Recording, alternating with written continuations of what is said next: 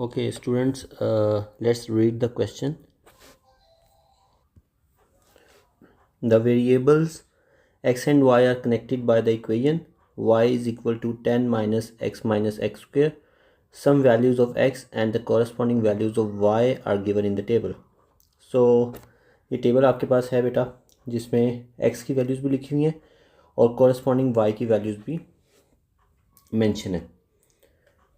So in the first part you have to find the value of p. सो आप देखो कि हमारे पास p की वैल्यू इस वक्त नहीं है, ठीक है. We need to find the value of p. So how can we do that? By substituting the value of x in our equation and this is our equation, ठीक है.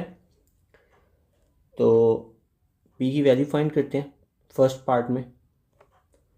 सो y is equal to 10 minus x की place में we have to write -4 minus then -4 का square. So 10 minus into minus would become positive, and the square of -4 is positive 16. So 10 plus 4 is 14 minus 16, and the answer is -2. So the value of p is -2. Let's move to the second part. On a sheet of a graph paper, using a scale of 2 centimeter to represent 1 unit on the x-axis, 2 centimeter to represent 1 unit on the x-axis. यानी कि आपने x-axis पे हर 2 blocks के बाद 1 unit लिखना है. Then leaving 2 blocks you have to write 2 unit and so on. और आपके वाई एक्सिस पे and 1 centimetre to represent 1 unit on the Y axis. और वाई एक्सिस पे हर 1 ब्लॉक के बाद आपने 1 यूनिट से रिप्रेजेंट करना है. हर 1 सेंटीमीटर को छोड़ना है, फिर 1 यूनिट लिखना है, फिर 1 सेंटीमीटर लीव करना है, फिर 2 यूनिट लिखना है. And then you have to draw the graph of Y. This one 4 minus 4 to 3, like x is greater than or equal to -4 and less than equals to 3. यानी कि x एक्सिस पे आपने -4 से 3 तक यूनिट्स मेंशन करने हैं. So I have done it for you. So you can see K on x axis after every 2 blocks I am writing 1, then leaving 2 blocks I am writing 2. So again after leaving 2 blocks I am writing 3. So 2 centimetre के बाद मैंने अपने units को लिखना शुरू किया. On Y axis I am writing 1 after 1 centimetre, then after 1 centimetre I am writing 2, and then after 1 centimetre I am writing 3. यही मेरे क्वेश्चन की रिक्वायरमेंट थी कि मैंने अपना एक्सिस इस तरह ड्रॉ करना है. Now what I have to do, I have to draw the graph. Table हमारे पास अवेलेबल है, जिसको देख के हमने अपनी वैल्यूज़ को प्लॉट करना है.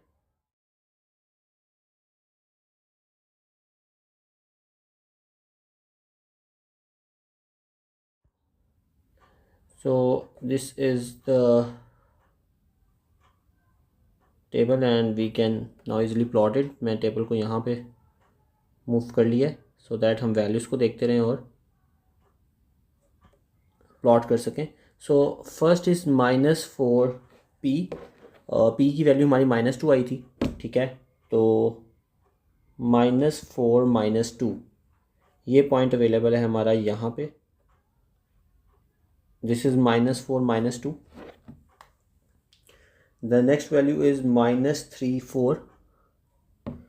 -3 4 is here. Then we have -2 8.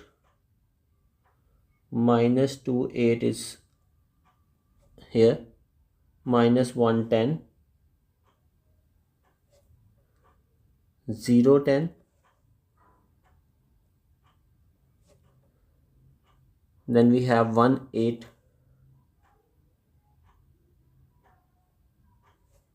Then we have 2 4. मुझे टेबल को मूव करना पड़ेगा.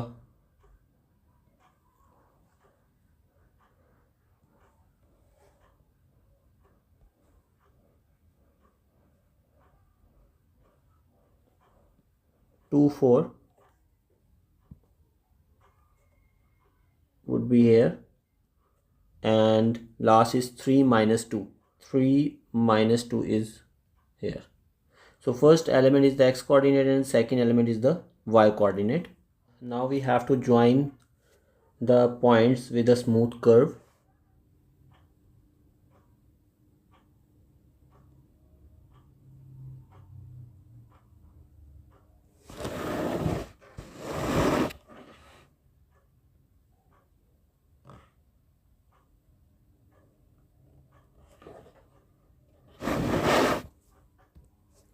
जी बेटा, हमने स्मूथ कर्व ड्रॉ कर लिया. Now let's see what is the requirement in the next part. Use your graph in part B to find the coordinates of turning point. So हमने इस ग्राफ को देख के टर्निंग पॉइंट फाइंड करने. So we know that our turning point is over here. This is our turning point, and we need to find the coordinates of the turning point. So if I go downwards vertically from here,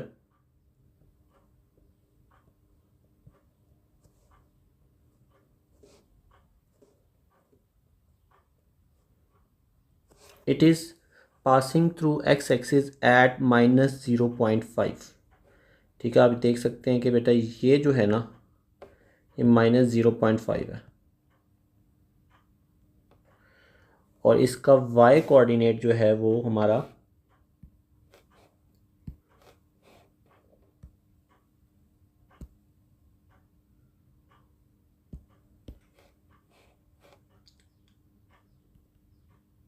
यहाँ पे आ रहा है, and that is 10.3. This is 10.3. अच्छा, ये कैसे पता लगेगा कि 10.3 है? Late me show you. ये देखें बेटा, आपके पास ग्राफ पेपर होगा, और ग्राफ पेपर पे हर वन बिग ब्लॉक के अंदर there are 5 smaller blocks in my graph. आपके 10 स्मॉल ब्लॉक्स भी हो सकते हैं. ठीक है, ठीक है, ये मेरे पास वन बिग ब्लॉक है. 10 से देखें, 10 से 11 के दरमियान कितने स्मॉल ब्लॉक्स हैं वो हमने काउंट करने हैं.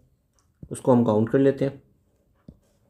वो बन रहे हैं 1 2 3, let me zoom in, 4 and 5. 5 small blocks बन रहे हैं 10 और 11 के बीच में. ठीक है, तो इसका मतलब ये हुआ कि एक स्मॉल ब्लॉक जो है वो हमारे पास है 0.2 का. ठीक है, एक स्मॉल ब्लॉक बनता है 0.2 का, तभी हमारे पास 10.2 और 10.4, 10.6, 10.8 एंड 11 आएगा. ठीक है, एक स्मॉल ब्लॉक है 0.2 का, तो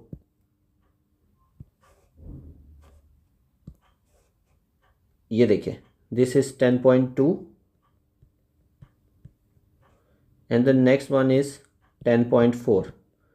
और हमारा जो टर्निंग पॉइंट का y कोऑर्डिनेट है वो 10.2 और 10.4 के एग्जैक्टली सेंटर में है.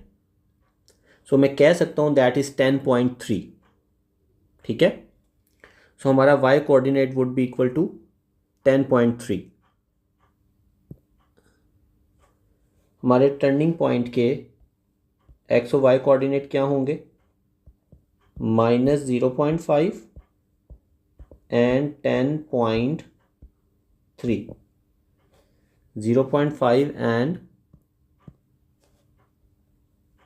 10.3. So turning point के कोऑर्डिनेट्स हमारे पास आ गए हैं, -0.5 and 10.3. So we can write it over here.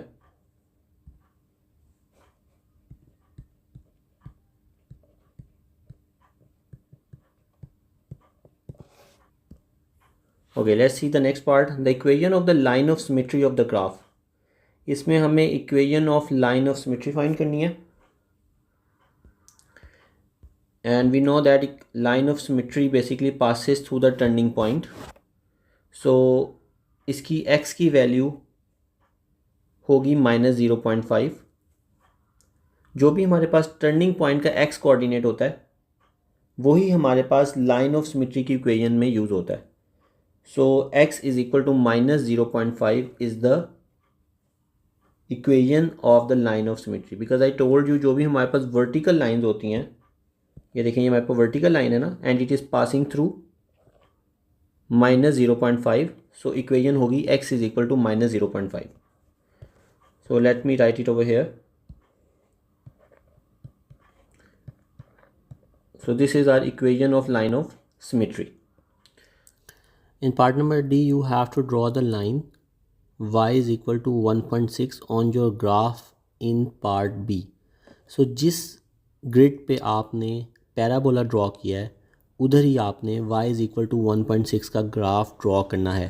So all of you know that this would be a horizontal line. y is equal to anything is a horizontal line. So हमने y is equal to 1.6 पे जाना है और एक linear graph draw करना है।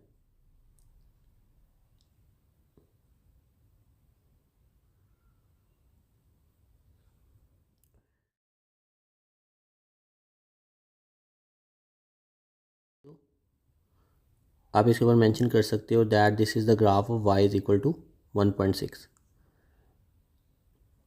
सो actual में जब आप इसको ग्राफ पेपर पे ड्रॉ करोगे तो ये किस तरह लगेगा, let me show you. y is equal to 1.6 का graph would be this thing, ये वाला, ठीक है, this straight line y is equal to 1.6 का ग्राफ होगा। और आप नोटिस करो this is 1.2, 1.4 and this is 1.6, exactly 1.6 पे ग्राफ ड्रॉ हुआ है। As there are 5 boxes between 1 and 2, so each box is equal to 0.2. So ये कैसे पता लगा है मुझे, 1 divided by 5 that is equal to 0.2. Okay, let's do the last part.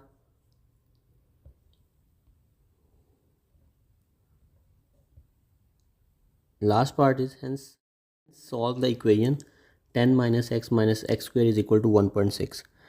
Okay, तो बेटा you people have already drawn the graph of this thing, ठीक है। अगर आप देखो हमारी जो फर्स्ट इक्वेशन थी वो यही थी, y is equal to 10 minus X square. इसका ग्राफ हम ऑलरेडी ड्रॉ कर चुके हैं, ठीक है, ये ऑरेंज कलर में जो ड्रॉ किया है। और सेकंड इक्वेशन है हमारी y इज इक्वल टू 1.6, ये वाली, इसका ग्राफ भी हमने ड्रॉ कर लिया, ठीक है। तो what are they asking from us, they are saying that you have to solve the equation, we have to solve it graphically. आपके पास जब भी ग्राफ्स में इस तरह का कोई क्वेश्चन आएगा सो आपने क्या करना है, आपने इसको ग्राफिकली सॉल्व करना है। आप नोटिस करो कि हमने ये दोनों ग्राफ्स ऑलरेडी ड्रॉ किए हुए हैं, ठीक है।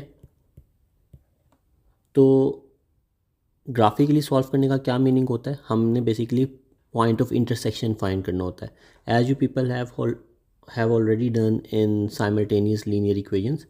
हमारे पास दो इक्वेशंस होती थी और हम क्या करते थे लाइक दिस, एक इक्वेशन होती थी 2x plus Y is equal to 4 और एक और इक्वेशन होती थी y is equal to 3x plus 9।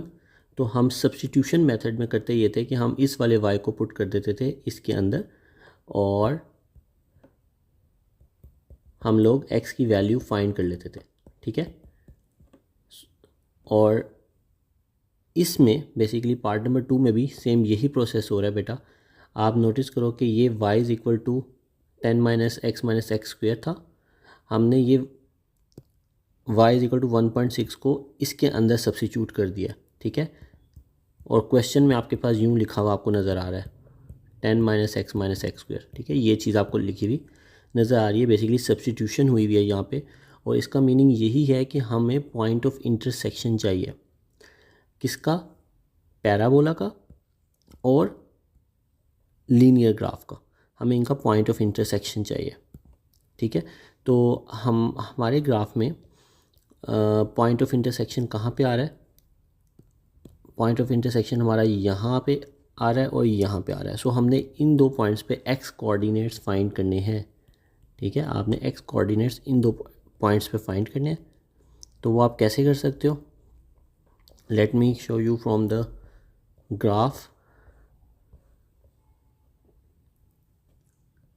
अब ये देखो, ये था पॉइंट ऑफ इंटरसेक्शन, और इधर हमारा जो एक्स कोऑर्डिनेट आ रहा है पॉइंट ऑफ इंटरसेक्शन का, वो क्या आ रहा है, -3.1, 3.2, 3.3, 3.4, 3.5, 3.4 और 5 के मिड में आ रहा है। सो it means it would be -3.45। ठीक है,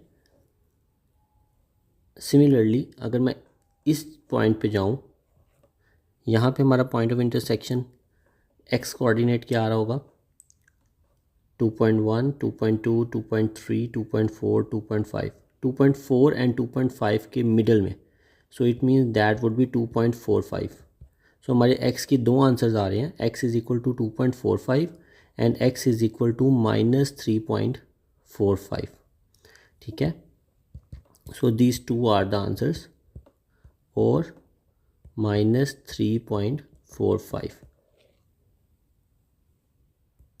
And one more thing, if you people will solve this equation with the help of quadratic formula or with some other method, आपको उस वक़्त भी यही दो आंसर्स ही मिलेंगे। ठीक है, सो बेसिकली इस वक्त हमने इनको ग्राफिकली आंसर फाइंड किया हमने इनका। अदरवाइज़ आप इसको सॉल्व करोगे तो किसी और मेथड से, तो तब भी आपको x की यही दो वैल्यूज़ मिलनी है, but you are not required to solve it with some other method. आपने जब भी ग्राफ्स वाले पोर्शन में जब ये क्वेश्चन आएगा, so you have to solve it graphically.